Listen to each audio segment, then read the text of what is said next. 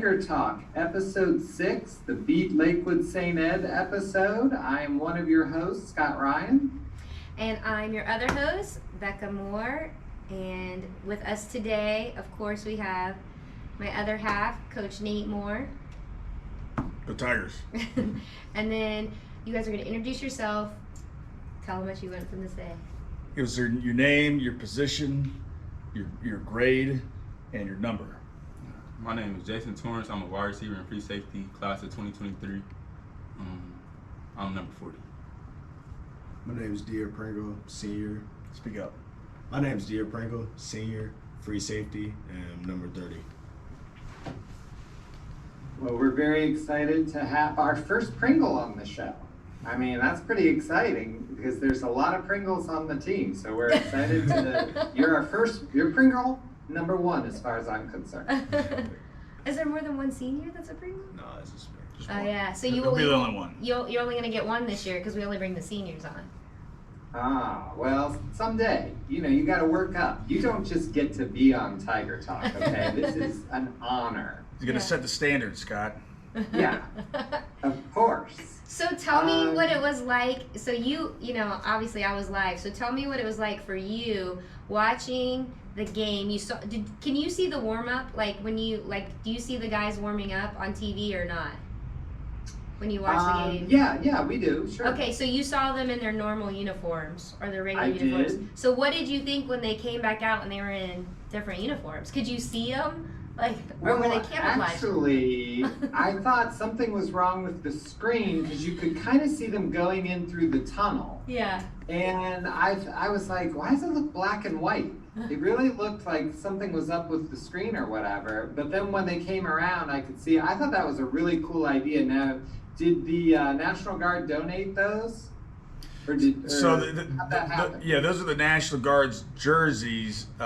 They essentially loan those out to teams over the course of the season that want to wear them on their military night, or maybe it's not an official military night, but they want to represent the Ohio National Guard, on a given week.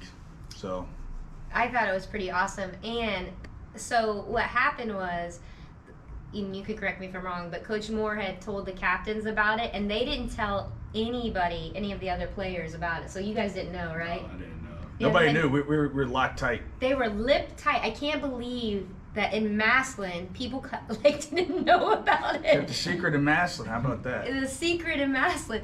And so what Marcus Moore was actually at Touchdown Club today, the lunch, and said, what he did was when Coach Moore said, hey, do you guys want to wear the jerseys? He texted back and said, that would be awesome, but let's come out in our regular uniforms and then surprise the guys when they come back in to change their uniforms. So what was that like when you guys came back in after warming up? It was like, they was telling us before we had a surprise in our locker. And Marcus had on a visor, America visor. So I'm like, all right, we just gonna get visors. But then when you would go in there, you up in your cubby, you got New Jersey. I'm like, what is this? And then you just put them on, they felt better. It just felt good. Yeah. But was it hard to read the numbers on the TV? Because that's the only complaint was for the old people, they need the numbers in white. That's what they said today. It was pretty funny. And you're asking me again. I'm the old people. This is what you're saying. I'm the old people. I did not have trouble reading the numbers, but if I did, I'd get a little kid to come over and be like, "Hey, Sonny, what number is that kid?" Thanks. And I could work it out, so it was fine. But I actually thought it was a really cool tribute, and I love military night. I liked everything that happened. The band show, bringing out that flag is always really cool. I thought it was a great evening. Yeah, and the band members told me, I said, what's it like with that flag? And they said it's actually very nerve-wracking because 1, you don't want it to touch the ground, and 2, it's very heavy, and how they shake it? They said you have to really hold on to it because you could let it go and then it's a big mess. So I thought they did a really good job. It was really cool. I watched it from up in the box above section 14, just so you know. Well, that's a good section. Everyone knows that. So, Jason, tell us about the Warren Harding game. How was it for you? Well, it was a good game. The practices stuff leading up to it was good. We had a better week of practice from week 1. every week we just getting better at practice and stuff, and then we just show it on the field every time. DeAirre, what was your favorite play of the Warren game? My favorite play was, for me personally, is when Yeah, for you personally. QB was scrambling, I got in the backfield and got inside. Oh yeah. Coach, talk about your defense. I mean, they have been lights out the last 3 games. Yeah, we played well. Overall, it was our most complete game as a team, but we continued to play well defensively. I'd like to have 2 plays back. Obviously, the long touchdown, we had a guy right there just missed a tackle, and we actually had it was a combination of 2 bad things. We missed a tackle, and we had a safety that had his nose somewhere he wasn't supposed to be, so our alley player was missing. So I'd like to have that one back, and the punt with the penalty, which I think that's debatable whether there was a foul there or not, but like to have those 2 back. If we get those 2 plays back, there's a goose egg on the board, and we feel really good about ourselves. And Warren was a good team. The quarterback was excellent. He certainly lived up to his billing. We did a better job defending him than a year ago. And I think a lot of that was we brought some pressure, and we've been successful. Especially the last three weeks, bringing pressure and getting home. That's really the key. When you bring pressure, you have to get home, or else you're going to get torched. And we're getting home on our pressures and affecting the quarterback. Even when we don't get a hit or a sack, we're affecting the quarterback. We're getting the ball out of his hand fast, and that was a big key on Friday. How long have we been married? It's a strange question to ask at that point in time. But I've never seen you throw your hat before. You didn't talk about that play. No. But we've been married for what, 8? Are we on 18 years? Yeah, I think so. Yeah. So in all my life, I have never seen him get so mad he threw his hat. I thought he was gonna have a heart attack. I was actually kind of concerned for you. So what was that about? I can't comment on the podcast about the what made me so angry. I've never seen you throw your hat. You could try to comment on that if you want, but I can't comment on that. Oh, you're so nice. But will you ever throw your hat again? I hope not. He's gonna throw his hat when we win state championship. Yeah, that's what I thought he was gonna say. I thought he was gonna say that. That's why I set him up. I set him up for it, but he didn't say it. So yeah. It's a good reason. I hope it's a good reason next time you throw your hat. Yeah. So there were a lot of personal fouls, and I feel like there's been a lot this year. How do you address that in practice during the week? I actually think that we've been pretty good on those types of things, other than this Friday, and some of those, like I said, I can't get into that too deep with the referees publicly. Well, I don't even mean the calls. I'm just curious, for practice-wise, how do you prepare your players to be ready for things to be unfair? Maybe that's a better question. I mean, that's a part of everything that we do. That's our entire program, is preparing for adversity. And it's similar with being disciplined on the football field and not committing those fouls. Sometimes you get a call and maybe it shouldn't be a call, and sometimes your hands around the face mask and you weren't trying to do that and it just was. But being disciplined, you can't talk your way into that or speech your way into that. It has to be a part of everything you do all the time. So that's how you handle discipline. And sometimes guys are going to make mistakes. Sometimes we're going to get bad calls. It is what it is. But everything we do is to prepare the kids to face adversity. Everything we do is to build their self-discipline and our discipline as a football team. And what do you guys think of that, the players? How do you handle an unfair call in the moment? what goes on with you guys? So like at first you kind of mad, but you just gotta play the next play harder and make them like act like it never happened, basically, and just do better, basically. Come back from it. And what he said, you can't really do a lot about it. Just next play.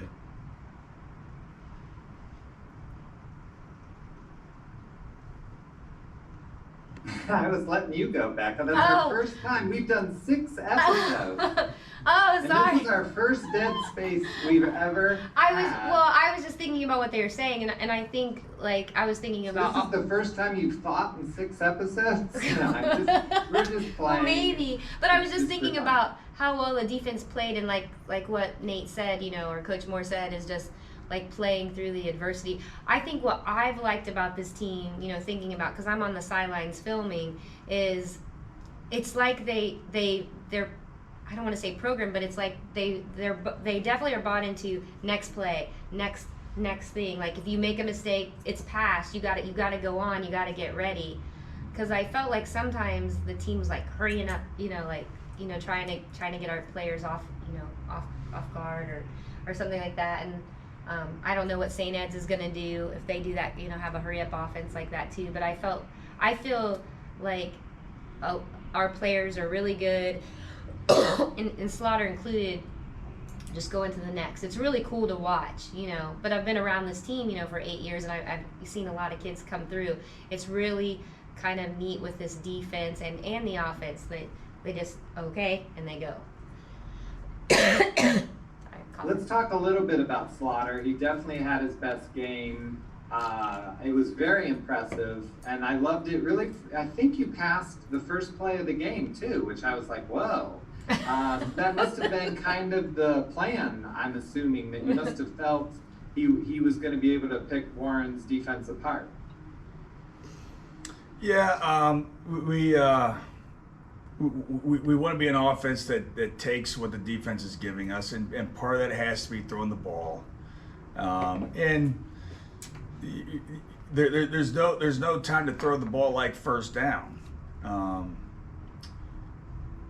It's measured with, we've been so good at running the football, especially the last 4 or 5 years. It's, when you have an incompletion on first down, it drives you crazy, because if we hand off power, we probably got 4 or 5 yards minimum, right? So, to beat the good teams on our schedule, we're going to have to be able to throw the ball more, and so it was kind of a conscious effort, but it's also like we have to be an offense that takes what the defense is giving us, and we thought that we had some things in the passing game, and the kids did a great job executing the game plan.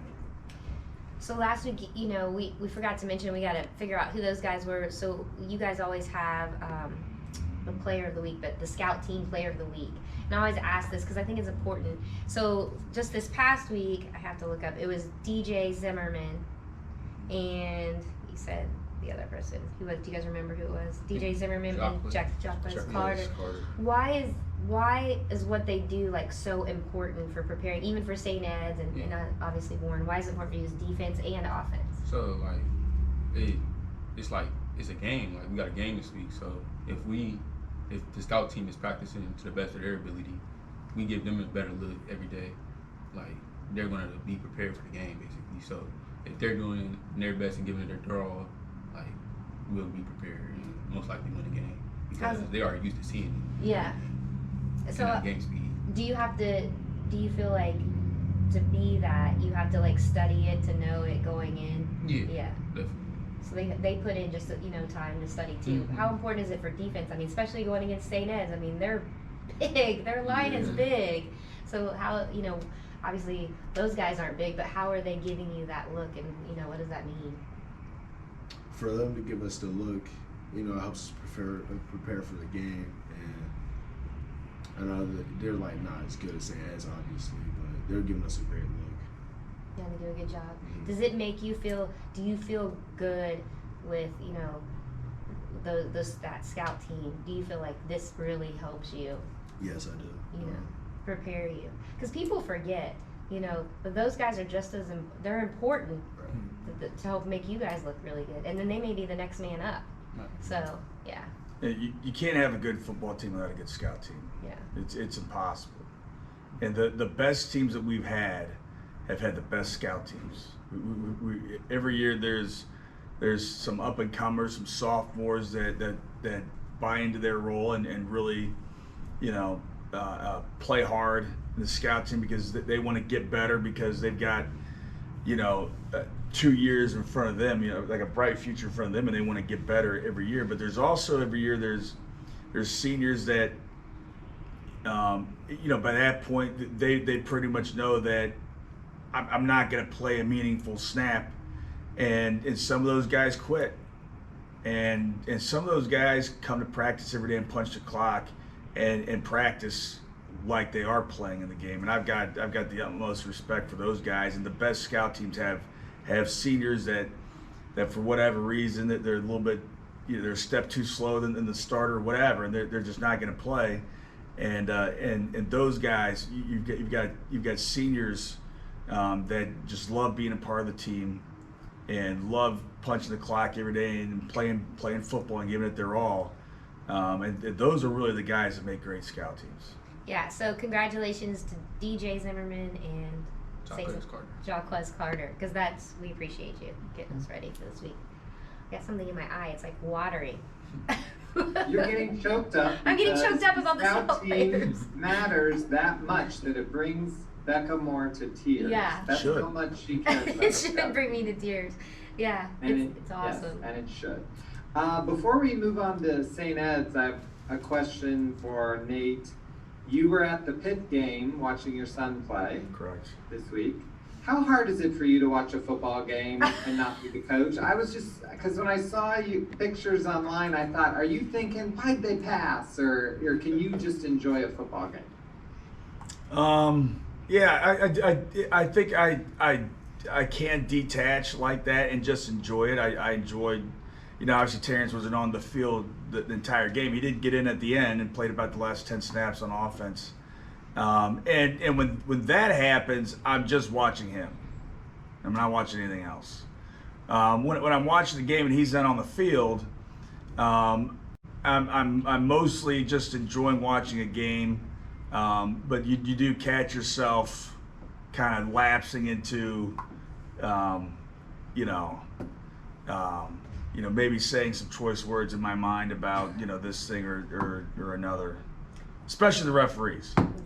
He's actually standing up in third quarter because it's a Pitt tradition in between third and fourth quarter. They sing Sweet Caroline, but they in the chorus they go, "Let's go Pitt," and it's actually pretty cool in the stadium to say. And then when Terrence went in, he was like shaking. He like, "Oh my God, he's in!" Like just to make me nervous because he was going in to help lead the team down to go into overtime. So as a mom, you're like, that's a lot of pressure for a 19-year-old. So, but we do. It's kind of nice that he does. I will agree with him. He does detach. He does kind of just sit there, enjoy the game. We eat fries, and we drink root beer floats. We drink root beer floats or something. So, it's kind of nice. I had a sausage. I had a really good sausage with mustard, sauerkraut. Yeah. Yeah, So now we.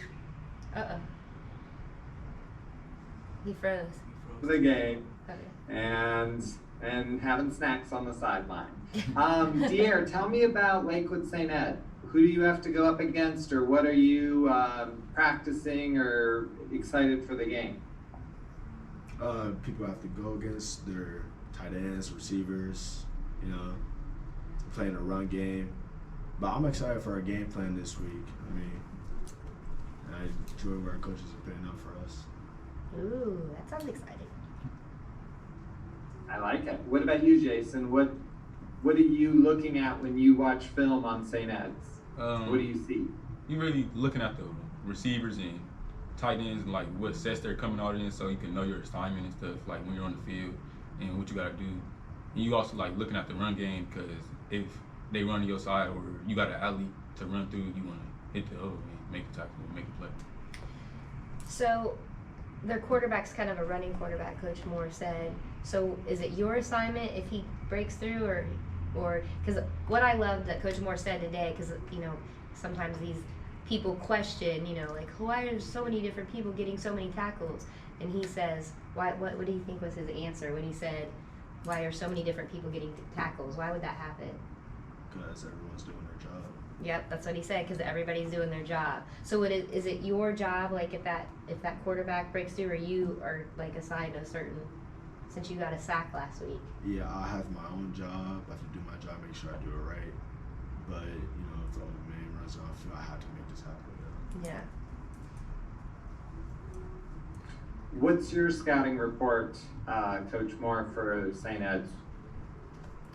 They're a very good team. They're 4-0. They beat Elder last week up at Ed's.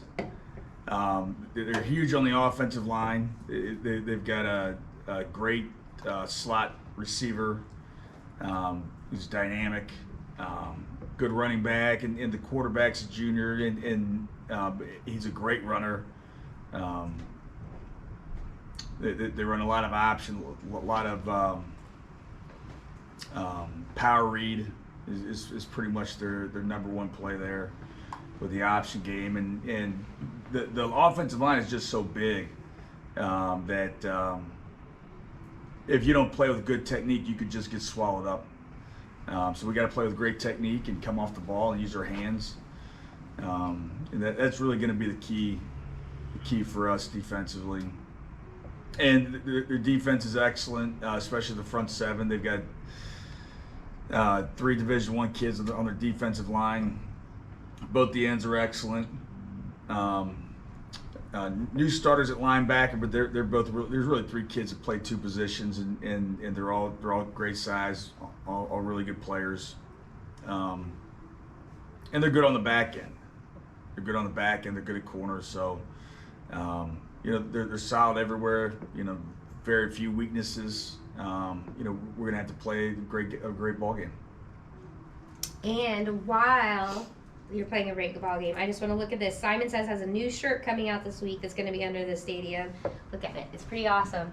It says it's just he said Massillon Tigers football. I love this because it's like super soft, and they only sell them on Fridays, and then you can come get them Saturdays. But these are going to sell out because they're like super soft and they're kind of basic.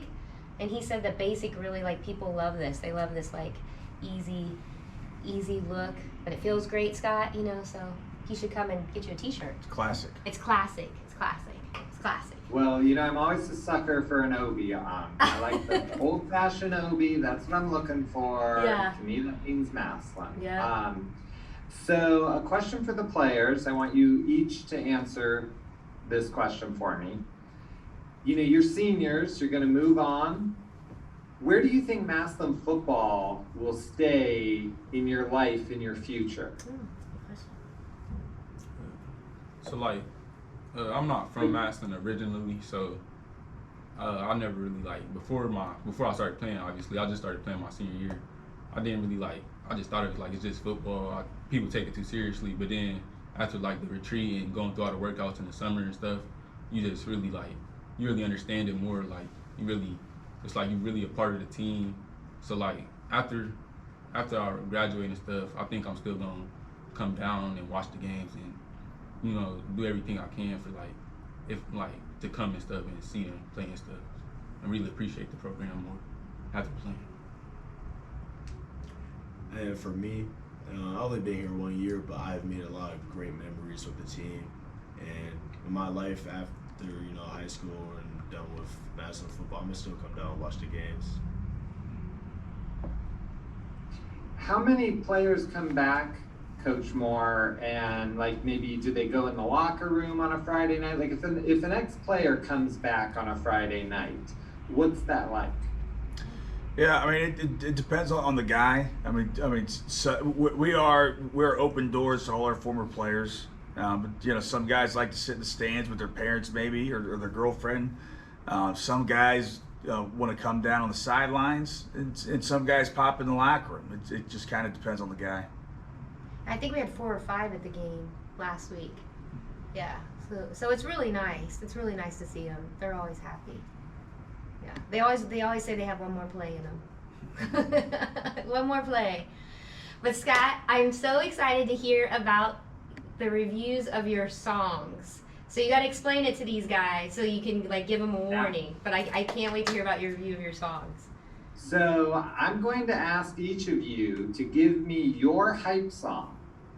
The hype song that you listen to before the game. You're going to tell me what it is. When you're warming up for St. Ed's, I'm going to be pulling up YouTube and I'm going to listen to your hype song. And that's going to get me hyped for the St. Ed song. So while you're thinking about what song you're going to give me, I'm going to review last week's songs. Freddie picked a motivational speech and No Halfway Steppin' by Baby Sola, maybe? I don't know. I can't read my own writing. Sounds right. But I got to tell you, that motivational speech was amazing. I mean, I did exactly what I was supposed to do. I'm supposed to listen to like 4 minutes and 52 seconds, and then you switch over to the song. And I could really be given a rant about that motivational speech, but I'll behave. But the things they said are so relevant and so much about what's going on right now. And hearing this coach talk about how football can take someone from poverty to wealth, and the pressure that's on kids, it was something. I loved it. Problem was, No Halfway Steppin' was horrible. I mean, it was horrible. Like, the good thing was it was short. But Go Off by Quazo? Is it Quazo? Is it Quazo? Anyone They know? don't even know. Is it Quazo? Quazo? That was good. I was really good? liked Go Off. It was It good? actually was good. It was good. It was a hype song. It did get you excited. It actually had a beat. First song anyone picked that had a beat. So I'm struggling because of the motivational speech, but right now I'm saying Go Off is the song to beat. It was the first good song we've had, so you guys have some big shoes to fill, but I'm open to all things. We're gonna pick the winner at the end of the season. So let's go, DeAirre. You're first. What am I listening to? Bro, I forgot the name of the song. Can I pull it up real quick? Yeah, Yeah, go pull it ahead. up. Yeah, pull it up. Yeah. Yeah, go ahead. Then Jason, you go. He's there looking. Tell him some of the songs you've had in the past because they're so bad. Well, I don't know if I have all my notes here. Yeah. I mean, I got 6 Foot 7 Foot by Lil Wayne. Horrible. You're Off the World by Eminem. That was okay. I didn't love it though. I didn't think it made you want to go through a wall. What was like Jaden? Jaden What's Jaden. What's Becca's pump up song? What's your pregame song? Well, I don't really have a pregame song, but I'm an Eminem. Like before a triathlon race, I always listen to Eminem. Like lose yourself in the music. Yeah. Yeah. So that's I'm telling you that Go Off. I put 3 stars down there. I mean, I actually liked it.